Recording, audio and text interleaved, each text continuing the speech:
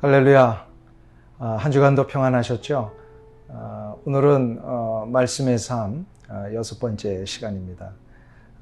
잠언 5장 1절에서부터 23절까지 있는 말씀 가지고 내 우물에서만 물을 마시라 라는 제목으로 오늘 우리에게 주신 하나님 말씀을 좀 살펴보려고 합니다.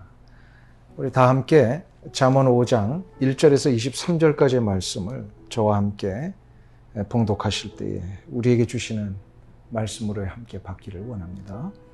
내 아들아, 내 지혜에 주의하며 내 명철에 내 귀를 기울여서 근신을 지키며 내 입술로 지식을 지키도록 하라.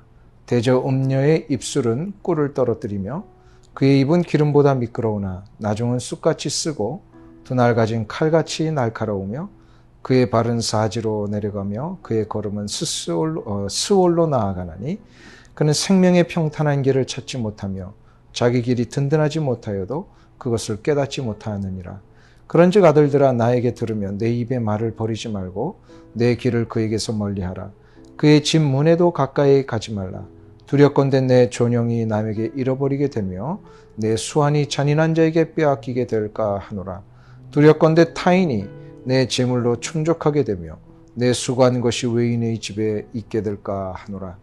두렵건대 마지막에 이르러 내 몸, 내 육체가 쇠약할 때에 내가 한탄하여 말하기를 내가 어찌하여 훈계를 싫어하며 내 마음이 꾸지람을 가벼이 여기고 내 선생의 목소리를 청종하지 아니하며 나를 가르치는 이에게 귀를 기울이지 아니하였던고. 많은 무리들이 모인 중에서 큰 악에 빠지게 되었노라 하게 될까 염려하노라. 너는 내 우물에서 물을 마시며 내 샘에서 흐르는 물을 마시라. 어찌하여 내 샘물을 집 밖으로 넘치게 하며 내 도랑물을 거리로 흘러가게 하겠느냐. 그 물이 내게만 있게 하고 타인과 더불어 그것을 나누지 말라. 내 샘으로 복되게 하라. 내가 젊어서 취한 아내를 즐거워하라. 그는 사랑스러운 암사슴 같고 아름다운 암노루 같으니 너는 그의 품을 항상 족하게 여기며 그의 사랑을 항상 연모하라.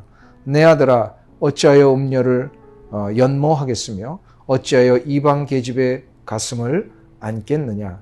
대저 사람의 길은 여호와의 눈앞에 있나니 그가 그 사람의 모든 길을 평탄하게 하시느니라. 악인은 자기의 악에 걸리며 그 죄의 줄에 매이나니 그는 훈계를 받지 아니함으로 말미암아 죽겠고 심히 미련함으로 말미암아 혼미하게 되느니라. 아멘. 하나님께서 우리에게 만들어주신 창조의 질서 중에 가장 먼저 되는 질서가 있다면 바로 부부의 질서입니다. 부부란 한 남자가 한 여자를 만나서 남편과 아내가 되는 것을 말합니다. 남편과 아내가 되기 위해서는 하나님이 허락하신 질서를 지켜야 합니다. 이것을 무너뜨리는 순간부터 가정이 깨어지고 인생이 망가지게 됩니다. 오늘 잠언의 기자는 이 질서를 깨뜨리지 않기 위해서는 어떻게 해야 하는지를 가르쳐주고 있습니다. 1절과 2절은 그 질서를 지키기 위해서 붙들어야 할 근본적인 자세를 가르쳐주고 있습니다. 바로 말씀의 지혜에 귀를 기울여야 한다는 겁니다. 내 아들아, 내 지혜에 주의하며 내 명철에 내 귀를 기울여서 근신을 지키며 내 입술로 지식을 지키도록 하라. 모든 것의 기준은 말씀에 있습니다. 말씀에 눈을 떠야 하고 귀를 기울여야 하며 그 말씀을 붙들고 살아야만 하나님이 원하시는 모든 질서들을 제대로 지키며 살 수 있습니다. 가정을 지키는 문제도 부부간의 윤리와 도덕성을 지키는 문제도 바로 여기에서 출발해야 합니다. 드라마의 내용 같은 것으로는 절대로 부부관계를 지킬 수 없습니다. 요즘 시대에 흐르고 있는 문화예술의 흐름을 따라갔다가는 부부관계가 다 깨지고 맙니다. 이런 것들이 우리 기준이 될 수 없습니다. 이것들은 결국 책임을 지지 않기 때문입니다. 우리 인간의 욕망만을 자극하고 쾌락을 부추기는 이런 것들에 우리의 부부관계의 기준으로 삼을 수는 없습니다. 우리가 다시금 붙들어야 할 기준은 나를 살리고 나를 지키는 생명의 기준입니다. 생명의 기준은 바로 말씀뿐입니다. 늘 말씀에 눈을 뜨고 귀를 열어 들어야 하며 그 말씀 앞에 내 자신이 먼저 복종해야 합니다. 이것이 되면 우리는 부부의 관계를 무너뜨리는 간음과 음행의 문제가 얼마나 악독한 결과를 만들어내는지를 깨닫게 됩니다. 잠언의 기자는 그것을 3절부터 14절까지 음행의 위험성으로 나열하고 있습니다. 음녀의 입술은 꿀을 떨어뜨리는 것처럼 감미로울지 모르나 결국은 쑥같이 쓰고 두날 가진 칼같이 날카로운 것입니다. 음행과 간음에 빠진 자는 사지로 내몰리며 수월로 내려가 인생 자체가 망하게 됩니다.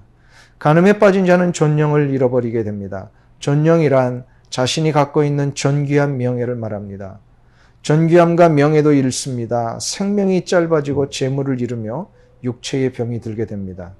이 일에 한번 빠지게 되면 어느 누구도 그 조언을 들으려 하지 않습니다.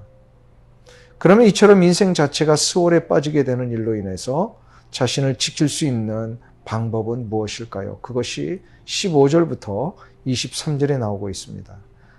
첫째로 자신의 아내만을 사랑해야 합니다. 15절을 한번 보실까요? 너는 내 우물에서 물을 마시며 내 샘에서 흐르는 물을 마시라. 여기서 우물, 샘의 물은 다 자신의 아내를 온유적으로 표현한 것입니다. 자신의 아내만을 사랑할 때에 생명의 물을 마시는 것과 같은 복이 주어진다는 것입니다. 인간은 죄된 본성 가운데 하나가 만족하지 못하는 성향입니다. 늘 남의 것이 좋아 보입니다. 한국 사람들이 잘 쓰는 표현 가운데 남의 떡이 좋아 보인다라는 말이 있습니다. 그런데 이것이 한국 사람들만 있는 게 아니라 미국 사람들에게도 있는 것 같습니다. 미국 사람들은 남의 떡이 좋아 보인다 하지 않고 남의 잔디밭이 더 푸르러 보인다라고 표현합니다. 인간에 있는 죄된 본성은 다 같다는 말입니다. 본성대로만 살면 망합니다. 왜냐하면 죄의 길은 망하는 길이기 때문입니다. 그렇기 때문에 죄된 본성으로 사는 것이 아니라 우리를 원래 만드셔서 생명의 길로 가기를 원하시는 하나님의 뜻대로 살아야 합니다. 하나님의 뜻대로 살 때 우리는 하나님이 보장하신 생명의 부유함을 누릴 수가 있습니다. 참된 기쁨, 감사, 평강, 행복은 바로 하나님이 내게 젊어서부터 만나게 하셔서 평생의 인생의 동반자로 허락하신 아내만을 즐거워하는 것입니다. 18절과 19절이 그것을 말씀합니다. 내 샘으로 복되게 하라. 내가 젊어서 취한 아내를 즐거워하라. 그는 사랑스러운 암사슴 같고 아름다운 암노루 같으니 너는 그의 품을 항상 촉하게 여기며 그의 사랑을 항상 연모하라. 아내는 내 집안의 우물과 같은 존재입니다. 나의 우물에서만 물을 마실 때 그의 인생은 생명이 길고 그 가정은 하나님의 복을 누리며 살게 될 것입니다. 그러면 두 번째로 해야 할 것이 있습니다. 음행과 간음에서부터 자신을 지키기 위해서는 언제나 하나님을 두려워하며 살아야 합니다. 21절을 보겠습니다. 대저 사람의 길은 여호와의 눈앞에 있나니 그가 그 사람의 모든 길을 평탄하게 하시느니라. 하나님은 언제나 우리를 보고 계십니다. 우리는 결코 하나님의 눈을 피할 수 없습니다. 그렇기 때문에 우리는 언제나 두렵고 떨리는 마음으로 살아야 합니다. 하나님이 정해놓으신 내 우물 안에서 그 샘물을 먹고 사는 것은 하나님이 기뻐하시고 축복하시는 일이지만 내 우물 밖을 기웃거리고 우물 밖의 샘물을 먹는 순간부터 하나님은 준엄하게 우리를 심판하십니다. 그러므로 늘 조심해야 하고 두려워하는 마음으로 살아야 합니다. 하나님께서 나의 마음과 생각과 육체를 지켜주시도록 간구하며 하나님의 인도하심만을 붙들고 나아가야 합니다. 이것만이 내가 내 가정에서 사는 길입니다. 그럼 마지막 세 번째로 해야 할 것은 뭘까요? 우리는 간음과 음행의 결과가 얼마나 무섭고 파괴적인 것인지를 정확하게 알고 살아야 합니다. 22절부터 23절을 봅니다. 악인은 자기 악에 걸리며 그 죄의 줄에 매이나니 그는 훈계를 받지 않음으로 말미암아 죽겠고 심히 미련함으로 말미암아 혼미하게 되느니라. 간음과 음행은 결국 사단마귀가 쳐놓은 그물에 걸리는 것과 같습니다. 그 그물에 걸리면 결국 죽게 됩니다. 그런데 더 무서운 사실이 있습니다. 죽되 금방 죽지 않고 죽기 전까지 그로 하여금 혼미한 삶을 살다가 죽게 합니다. 참 이게 얼마나 무서운 일입니까? 한번 마귀의 그물에 걸리면 판단력, 결단력을 잃어버립니다. 마음과 생각이 혼미해집니다. 옆에 주위에 이런 일이 걸려있는 분들을 한번 우리 돌아볼 수 있습니다. 아무리 이야기해도 그런 분들은 듣지 않습니다. 정신과 영혼이 혼미해져 있기 때문입니다. 그래서 간음과 음행의 문제는 육적인 문제로 끝나지 않고 영적인 문제로 연결됩니다. 이 문제로부터 해결받기 위해서는 그 일의 결과가 얼마나 무서운 것인지, 얼마나 파괴적인 것인지를 알고 아예 그 일에 발을 담그지 않아야 합니다. 그런 일에 빠지는 상황에는 근처도 가지 않아야 합니다. 여지를 남겨놓지 말아야 합니다. 빌리 그레이엄 목사님께서 평생 스캔들 없이 그 지도자로서의 역할을 감당하셨을 때에 많은 분들이 그분의 독특한 노력을 이야기하고 합니다. 그 중에 하나가 절대로 호텔에서 엘리베이터를 탈 때에 낯선 여자와 둘이 있게 되는 상황이라면 아예 엘리베이터를 타지 않고 나중에 탄다고 합니다. 그만큼 빌리 그레이엄 목사님도 노력했다는 뜻입니다. 파괴적인 것이 얼마나 무서운 것인지를 알아야 합니다. 그리고 날마다 하나님 앞에 내 자신이 연약한 자임을 인정하고 하나님의 전능하신 손을 붙들어야 합니다. 이때 하나님께서는 우리에게 힘과 능력을 주시며 내게 허락하신 우물에서만 물을 마실 수 있는 용기와 힘을 주실 것입니다.